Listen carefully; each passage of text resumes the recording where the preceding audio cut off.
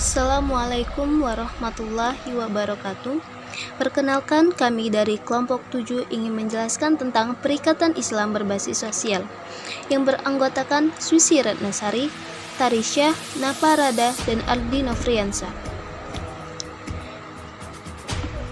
Poin-poin yang akan kami jelaskan ialah tentang pinjaman barang, penitipan barang, dan perikatan Islam berbasis sosial lainnya.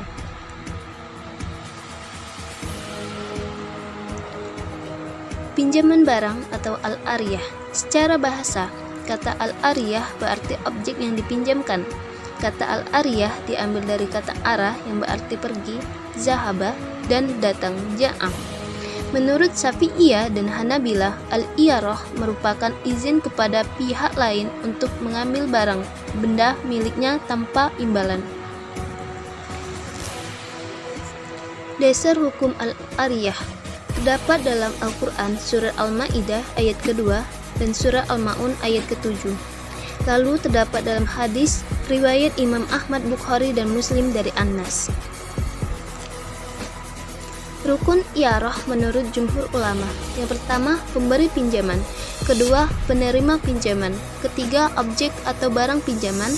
Dan pernyataan akad pinjam meminjam barang. Syarat-syarat iyarah. Yang pertama, penerima pinjaman harus mempunyai kriteria sebagai berikut: berakal, cakap bertindak, dan amanah. Kedua, barang yang dipinjamkan merupakan barang yang tidak habis atau musnah bila dimanfaatkan, seperti makanan. Ketiga, barang yang dipinjamkan itu harus secara langsung dapat dikuasai oleh peminjam. Yang keempat, manfaat barang yang dipinjam itu termasuk manfaat yang dibolehkan oleh syariat. Ketentuan al-ariyah. Hukum asal ariyah menurut ulama Hanafiyah dan Malikiyah bahwa ariyah merupakan akad yang menyebabkan peminjam memiliki manfaat atas barang yang dipinjam. Adapun menurut ulama Syafi'iyah, Hanabilah, dan Abu Hasan Al-Karki, pakar fikih Hanafi, berpendapat bahwa akad ariyah itu hanya bersifat kebolehan memanfaatkan benda itu dan tidak boleh dipinjamkan kepada pihak lain. Bentuk peminjaman barang pinjaman. Yang pertama, pinjaman tidak terbatas. Akad pinjaman tanpa kejelasan atau kepastian. Yang kedua, pinjaman terbatas atau muqayyad. Akad pinjaman yang disertai kejelasan. Status akad ariyah. Menurut ulama Hanafiyah, Syafi'iyah, dan Hanabilah bahwa akad ariyah itu sifatnya tidak mengikat bagi kedua belah pihak. Sifat ariyah. Disepakati para ulama bahwa ariyah adalah tolong-menolong atau perikatan yang berbasis sosial semata, hanya mengharap keberkahan Allah Subhanahu wa Ta'ala.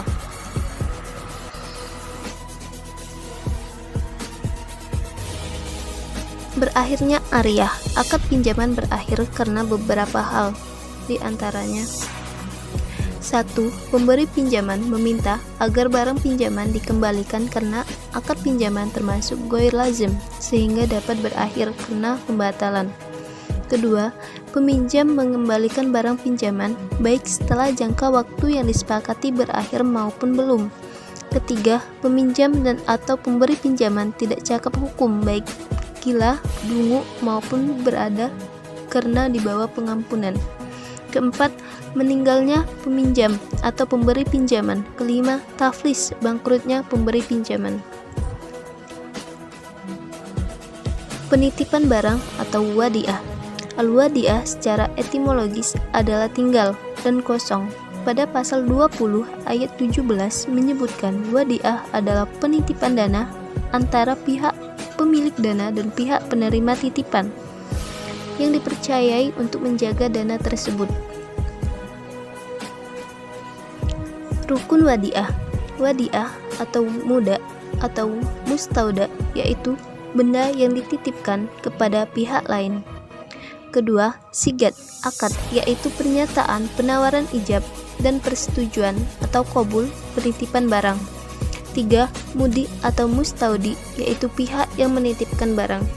4. Muda atau mustauda, yaitu pihak yang menerima titipan. Ketentuan wadiah. Yang pertama, bersifat simpanan. Kedua, simpanan yang bisa diambil kapan saja atau on call atau berdasarkan kesepakatan. 3. Tidak ada imbalan yang disyaratkan kecuali dalam bentuk pemberian yang bersifat sukarela dari pihak bank. Dasar pertimbangan ketentuan hukum tabungan berdasarkan wadiah. Dalam Al-Quran, Surat An-Nisa ayat ke-29, Quran Surah Al-Baqarah ayat ke-283, Quran Surah Al-Ma'idah ayat pertama, dan Quran Surat Al-Ma'idah ayat kedua. Lalu, terdapat dalam hadis yang diriwayatkan oleh Tirmizi dari Amr bin Auf dan kaidah fikih yang berbunyi, pada dasarnya semua bentuk muamalah boleh dilakukan kecuali ada dalil yang mengharamkan. Penerapan wadiah pada perbankan syariah. Penerapan akad wadiah pada perbankan syariah yaitu pada tabungan wadiah. Tabungan wadiah adalah tabungan yang operasionalnya berdasarkan akad wadiah. Berbeda dengan tabungan mudharabah yang bersifat investasi. Tabungan wadiah bersifat titipan. Dalam produk tabungan dengan prinsip wadiah, pemilik dana bertindak sebagai penitip, muwadi atau mudi atau mustaudi. Sedangkan bank bertindak sebagai pihak yang menerima titipan atau mustauda. Kemudian, bank syariah memperoleh izin dari nasabah untuk menggunakan dana tersebut selama penitipan berlangsung. Nasabah dapat menarik sebagian atau seluruh saldo simpanannya sewaktu-waktu atau sesuai dengan perjanjian. Bank syariah menjamin pembayaran kembali simpanan tersebut.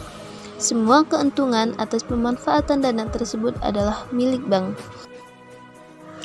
Berakhirnya wadiah. Yang pertama, meninggalnya salah satu pihak yang berakad, baik pemberi titipan maupun penerima titipan.